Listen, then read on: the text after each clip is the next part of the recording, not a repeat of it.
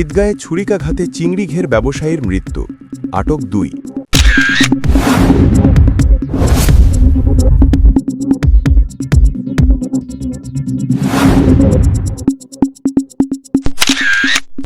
কক্সবাজারের ঈদগাঁও উপজেলা এলাকায় পূর্ব শত্রুতার জেরে ছুরিকাঘাতে মোস্তফা কামাল ২৬ বছর নামে এক চিংড়ি ঘের ব্যবসায়ীর মৃত্যু হয়েছে।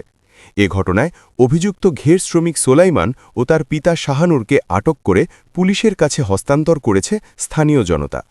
নিহত মোস্তফা কামাল উপজেলার পোকখালী ইউনিয়নের ইছাখালী গ্রামের মুক্তার আহমেদের ছেলে। তিনি পেশায় চিংড়ি ঘের ব্যবসায়ী ছিলেন এবং এক সন্তানের জনক।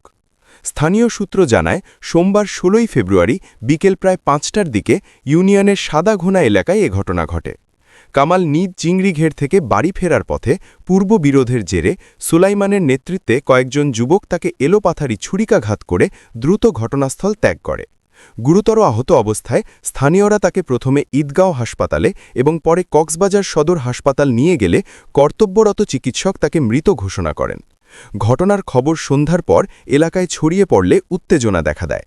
এক পর্যায়ে ক্ষুব্ধ জনতা অভিযুক্ত সোলাইমানের বাড়ি ঘেরাও করে। পরে তার পিতা শাহানুর ছেলেকে স্থানীয়দের মাধ্যমে পুলিশের কাছে সোপর্দ করেন। এ বিষয়ে ঈদগাঁও থানার ভারপ্রাপ্ত কর্মকর্তা ওসি জানান, ঘটনার প্রকৃত কারণ উদ্ঘাটনে তদন্ত চলছে এবং সংশ্লিষ্টদের বিরুদ্ধে আইনগত ব্যবস্থা নেওয়া হবে।